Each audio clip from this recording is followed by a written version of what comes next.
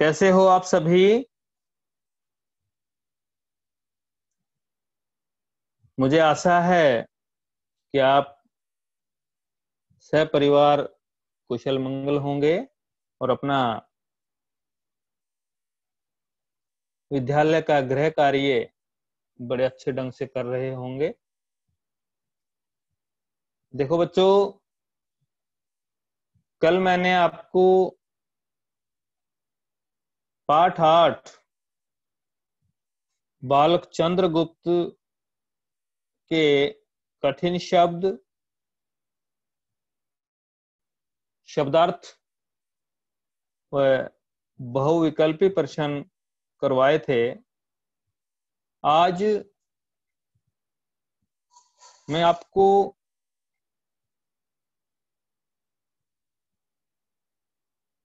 पाठ 8 के मौखिक प्रश्न व लिखित प्रश्न करवाऊंगा।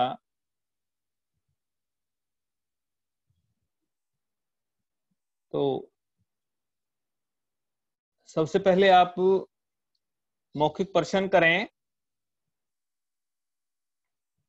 देखो बेटा, पाठ का नाम है बालक चंद्रगुप्त। मौखिक प्रश्न उत्तर। पहला प्रश्न है, बालक किस प्रांत से संबंधित था? बालक किस प्रांत से संबंधित था? उत्तर है बेटा, बालक पाटलिपुत्र नगर से संबंधित था। बालक पाटलिपुत्र नगर से संबंधित था। अगला प्रश्न है, चाणक्य ने चंद्रगुप्त से क्या मांगा? चाणक्य ने चंद्रगुप्त से क्या मांगा? उत्तर है बेटा, चाणक्य ने चंद्रगुप्त से दूध पीने के लिए एक गाय मांगी। चाणक्य ने चंद्रगुप्त से दूध पीने के लिए एक गाय मांगी।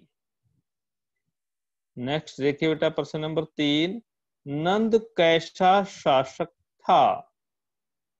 नंद कैसा शासक था? उत्तर देखिए, नंद एक निष्ठुर, मूर्ख और त्रासजनक राजा था। नंद एक निष्ठुर, मूर्ख और त्रासजनक राजा था। शासक अर्थ होता राजा। प्रश्न नंबर 4, राजा ने चंद्रगुप्त को कहां पढ़ने भेजा? राजा ने चंद्रगुप्त को कहां पढ़ने भेजा? उत्तर देखिए बेटा, राजा ने चंद्रगुप्त को तक्षशिला के विश्वविद्यालय में पढ़ने के लिए भेजा। राजा ने चंद्रगुप्त को तक्षशिला के विश्वविद्यालय में पढ़ने के लिए भेजा। ये हमारे 4 मौखिक प्रश्न थे जो मैंने अभी आपको करवाए। फिर से देखें। पहला प्रश्न है, बालक किस प्रांत से संबंधित था? बालक पाटलिपुत्र नगर प्रांत से संबंधित था। चाणक्य ने चंद्रगुप्त से क्या मांगा?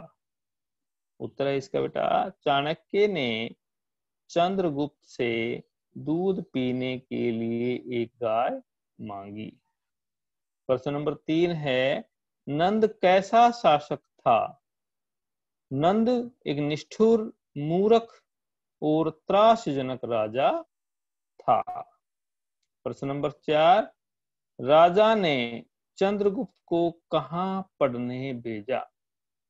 राजा ने चंद्रगुप्त को तक्षशिला के विश्वविद्यालय में पढ़ने के लिए भेजा।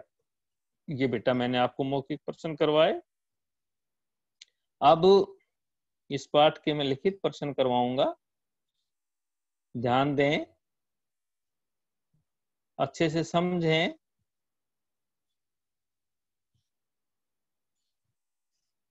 अब आप देखिए इस पाठ के लिखित प्रश्न उत्तर। लिखित प्रश्न उत्तर। पहला प्रश्न है बच्चों, मौर्य सेनापति के घर की दशा कैसी थी और किस कारण? मौर्य सेनापति के घर की दशा कैसी थी और किस कारण?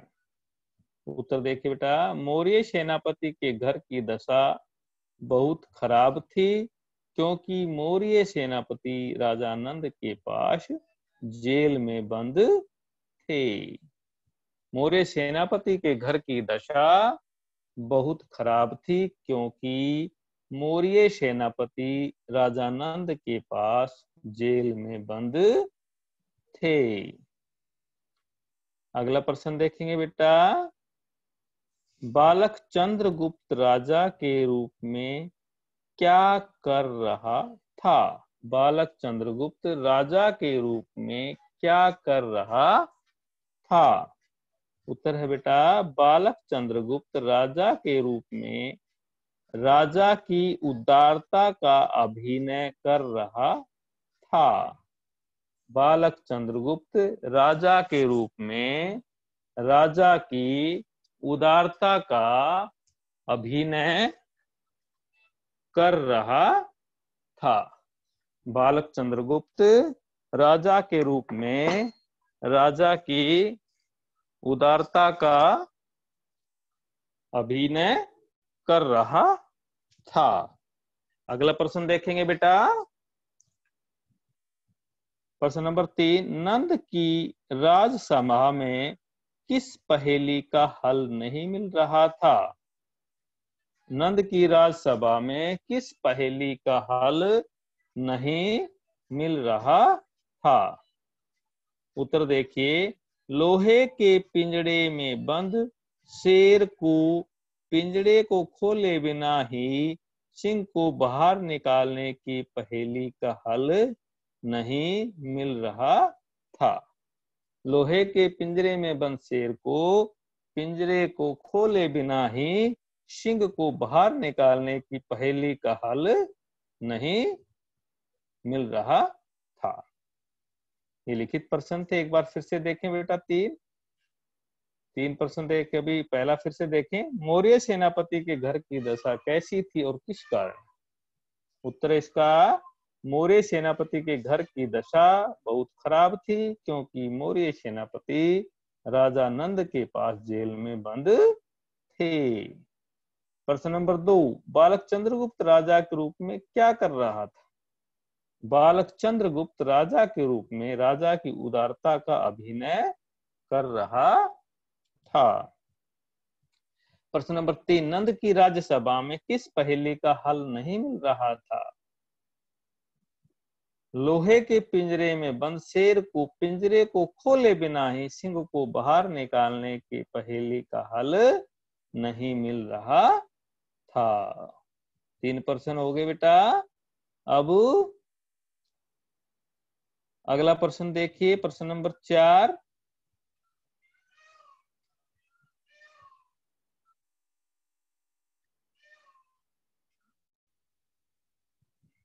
प्रश्न नंबर 4 देखिए, चंद्रगुप्त ने पिंजरे को किस प्रकार खाली किया? चंद्रगुप्त ने पिंजरे को किस प्रकार खाली किया? उत्तर देखिए बेटा, बालक निर्भीकता से पिंजरे की ओर बढ़ा, फिर लोहे की सलाखों को गर्म करके उस सिंह को पिघलाकर पिंजरे को खाली कर दिया। बालक निर्भीकता से, निर्भीकता का अर्थ होता है बगैर डरे, निडर होकर पिंजरे की ओर बढ़ा, फिर लोहे की सलाखों को गर्म करके उस सिंह को पिघलाकर पिंजरे को खाली कर दिया। अगला प्रश्न नंबर 5 देखिए बेटा, चक्रवर्ती सम्राट बनने पर चंद्रगुप्त ने क्या किया? चक्रवर्ती सम्राट बनने पर चंद्रगुप्त ने क्या किया? उत्तर देखें। चक्रवर्ती सम्राट मगध में पाटलिपुत्र के सिंहासन पर बैठा और अपने बाहुबल से यूनानी साम्राज्य के आतंक से भारत को मुक्त किया। चक्रवर्ती सम्राट मगध में पाटलिपुत्र के सिंहासन पर बैठा और अपने बाहुबल से यूनानी साम्राज्य के आतंक से भारत को मुक्त किया। ये प्रश्न फिर से देखें। चौथा, चंद्रगुप्त ने पिंजरे को किस प्रकार खाली किया? बालक निर्भीकता से पिंजरे की ओर बढ़ा, फिर लोहे की सलाखों को गर्म करके उस सिंह को पिघलाकर पिंजरे को खाली कर दिया। प्रश्न नंबर 5, चक्रवर्ती सम्राट बनने पर चंद्रगुप्त ने क्या किया? चक्रवर्ती सम्राट मगध में पाटलिपुत्र के सिंहासन पर बैठा और अपने बाहुबल से यूनानी साम्राज्य के आतंक से भारत को मुक्त किया।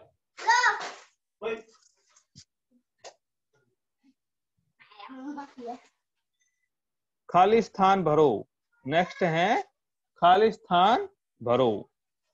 पहला खाली स्थान है बेटा, देखो, खालिस्तान बुद्धिमान ब्राह्मण था, तो इसमें आएगा बेटा चाणक्य। चाणक्य बुद्धिमान ब्राह्मण था। अगला देखिए, खालिस्तान निष्ठुर राजा था, इसमें आएगा नंद, इसमें भरा जाएगा नंद। नंद निष्ठुर राजा था। अगला है खालिस्तान नंबर 3, मौर्य सेनापति का बेटा था। मौर्य सेनापति का बेटा था, इसमें आएगा चंद्रगुप्त। अगला है चंद्रगुप्त खाली जगह के सिंहासन पर बैठा, इसमें आएगा पाटलिपुत्र। पाटलिपुत्र के सिंहासन पर बैठा।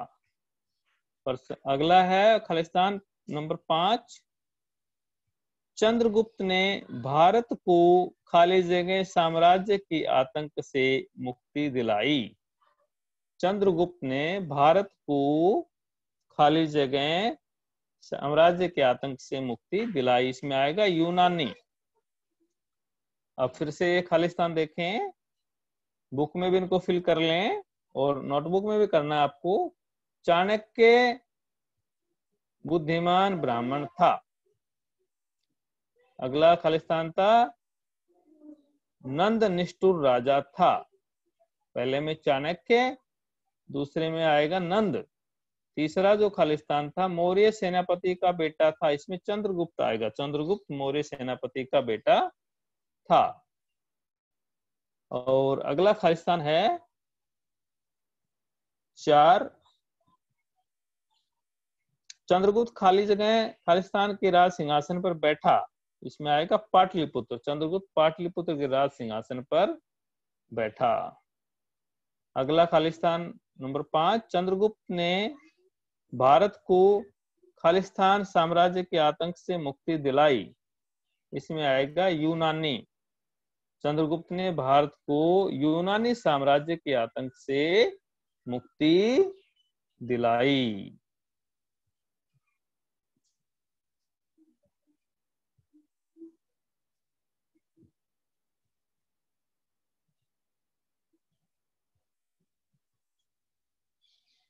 देखो बेटा, ये जो मैंने आज आपको काम करवाया, पाठ 8 बालक चंद्रगुप्त के जो लेसन है हमारा, इसके मैंने मौखिक प्रश्न, लिखित प्रश्न और खालिस्तान मैंने आपको करवाए हैं। इनको बड़े अच्छे ढंग से फेयर नोटबुक में सुंदर लिखाई में आपको लिखना है और याद भी करना है। आज का टॉपिक यहीं खत्म होता है। अब मैं